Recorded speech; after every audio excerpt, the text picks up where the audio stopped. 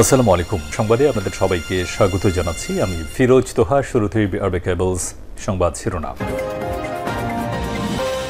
পুরোদমে Iran, Israel এবং ফিলিস্তিন যুদ্ধ চলছে, আর এই মুহূর্তে আমাদের হাতে এসছে যুদ্ধের ভয়ঙ্কর কিছু গুরুত্বপূর্ণ আপডেট সংবাদ। শুরুতেই জানাবো নেতানিয়াহুর বিরুদ্ধে অবস্থান 1,28,000 ইসরায়েলির। একটি যুদ্ধ যে কতদূর গড়াতে পারে, সেই যুদ্ধ যখন বন্দীদের ফিরে আনার পথ রুদ্ধ করে ফেলে, তখন সেই সরকারের বিরুদ্ধে সাধারণ জনতা ক্ষেপে ওঠে। তেমনি নেতানিয়াহুর বিরুদ্ধে এবার 1,28,000 ইসরায়েলি মাঠে নেমেছে। এরপর জানাবো 18 মাসের ব্যবধানে গাজার অর্ধেকই ইসরায়েলের দখলে। অবরুদ্ধ গাজা উপত্যকা এবার নিজেদের দখলে নিচ্ছে ইসরায়েলি বাহিনী, ফলে ধীরে ধীরে কমে আসছে গাজার আয়তন। 2023 সালে 7 অক্টোবর শুরু হওয়া যুদ্ধের পর থেকে এ পর্যন্ত 18 মাসের ব্যবধানে 365 বর্গ কিলোমিটার গাজার 185 বর্গ কিলোমিটারই এখন দখলদার ইসরায়েলের দখলে। এদিকে রাশিয়া ইউক্রেন শান্তি চুক্তি থেকে সরে যেতে পারে বলল যুক্তরাষ্ট্র। রাশিয়া ইউক্রেন শান্তি চুক্তি বাস্তবায়নের ক্ষেত্রে খুব শীঘ্রই স্পষ্ট অগ্রগতির ইঙ্গিত না পেলে এই প্রচেষ্টা থেকে সরে দাঁড়াতে পারে মার্কিন প্রেসিডেন্ট ডোনাল্ড ট্রাম্প। আজ প্যারিসে ইউরোপীয় এবং ইউক্রেনীয় নেতাদের সঙ্গে বৈঠকের পর এমন মন্তব্য করেছেন মার্কিন পররাষ্ট্রমন্ত্রী মার্ক রুবিও। খবর বিবিসির। এবারে জানাবো ৭১-এর দায়ে ক্ষমা এবং ক্ষতিপূরণ প্রসঙ্গ এড়াল পাকিস্তান। ১৯৭১ সালের আগে পাকিস্তানের কাছে ৪৩২ কোটি টাকা অর্থাৎ 4.32 বিলিয়ন পাওনা রয়েছে বাংলাদেশের, এবং ১৯৭১ সালে বাংলাদেশের প্রতি নৃশংস হত্যাকাণ্ডের জন্য পাকিস্তানকে ক্ষমা চাওয়ার আহ্বান এবং ক্ষতিপূরণ দাবি করেছে বাংলাদেশ। তবে ক্ষতিপূরণের বিষয়টি এড়িয়ে গেছে পাকিস্তান। তারা কৌশলে বিষয়টি এড়িয়ে ভবিষ্যতে বাংলাদেশের সঙ্গে সম্পর্ক এগিয়ে নেওয়ার আহ্বান জানিয়েছে। এবং সর্বশেষ জানাবো চুরির অপবাদে নিজ শরীরে আগুন দিলেন রিকশা চালক। কুমিল্লার চান্দিনায় চুরির অপবাদে দেওয়া নিজের শরীরে আগুন দিয়েছেন অটোরিকশা চালক মোহাম্মদ সবুজ মিয়া ৩০। ৫ দিন চিকিৎসাধীন থাকার পর ঢাকা মেডিকেল কলেজ হাসপাতালে তার মৃত্যু হয়েছে। আজ নিহতের স্ত্রী খুশি আক্তার বিষয়টি নিশ্চিত করেন। প্রিয় দর্শক, এতক্ষণ শুনছিলেন সংবাদ শিরোনাম, এবারে বিস্তারিত। তবে তার আগে বন্ধুরা, অনুরোধ থাকবে সংবাদটিতে একটি লাইক দিন। এই চ্যানেলে আপনি নতুন হয়ে থাকলে আমাদের সংবাদটি দেখতে দেখতে চ্যানেলটি সাবস্ক্রাইব করে রাখুন। কমেন্ট করে বন্ধুরা আপনার মূল্যবান মতামত জানিয়ে দিন আপনি বিশ্বের কোন দেশ থেকে বা বাংলাদেশের কোন স্থান থেকে আমাদের সংবাদটি দেখছেন এবং শুনছেন। এবারে বিস্তারিত।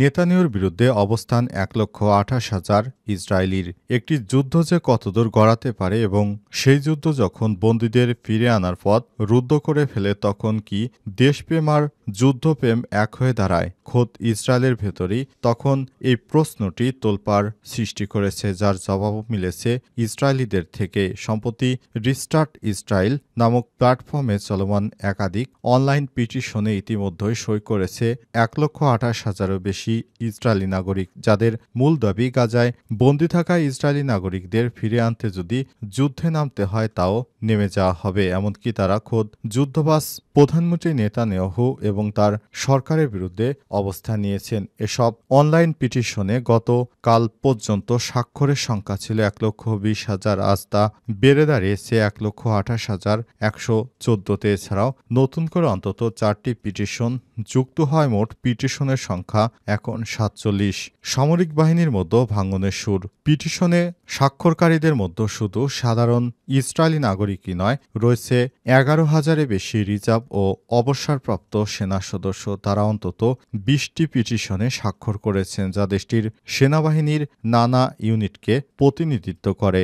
অভ্যন্তরীণ এই চাপের মুখে প্রধানমন্ত্রী বেঞ্জামিন নেতানিয়াহু এক প্রকার বিদ্রোহ ঘোষণা করে উল্টো এই সেনা সদস্যদেরই হুঁশিয়ারি করেছেন যে বরখাস্ত করার হুমকি দিয়ে। এমনকি নেতানিয়াহু দাবি তুলে ধরেছেন বাইরের অর্থে পরিচালিত গোষ্ঠীগুলো নাকি এই পিটিশন দূষণ প্রচারে জড়িত, যাদের লক্ষ্য তার জোট সরকারকে উৎখাত করা। তবে যখন যুদ্ধ দীর্ঘায়িত হয় এবং যুদ্ধের মূল ব্যাখ্যায় প্রশ্নবিদ্ধ হয়ে পড়ে, তখন রাষ্ট্রের ভেতর তৈরি হয় নতুন মনোভাব। বন্দীদের পরিবারগুলো এখন শুধু সরকার নয়, গোটা সমাজের কাছেই প্রশ্ন রাখছে, আমার সন্তান বন্দী আছে আর আপনি বলছেন যুদ্ধ অব্যাহত রাখতে হবে। এটা মানি না। খোদ ইসরায়েলের প্রধানমন্ত্রীর বিরুদ্ধে এখন রাস্তায় নেমেছে 1,28,000 ইসরায়েলি।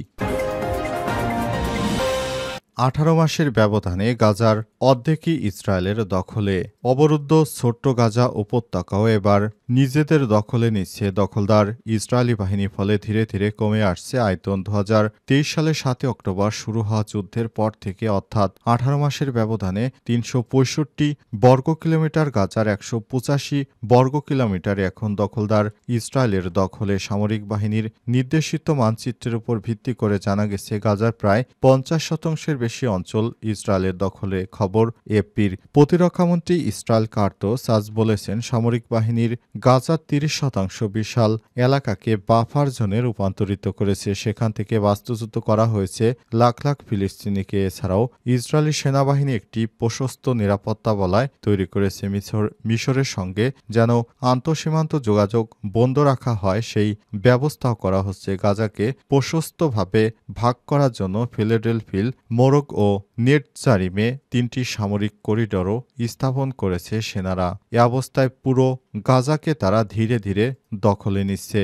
এমনটাই এই মানচিত্র থেকে প্রতীয়মান হচ্ছে যে তারা অবরুদ্ধ গাজা উপত্যকায় কোনো মুসলিম জনগোষ্ঠীকে রাখবে না। তারা এখন থেকে বিভিন্ন শরণার্থী শিবিরে দিনরাত 24 ঘন্টা বোমা হামলা করে যাচ্ছে। তারা স্থল হামলার পাশাপাশি তারা বিভিন্ন স্থানে তারা জল এবং আকাশ পথ থেকেও হামলা অব্যাহত রেখেছে।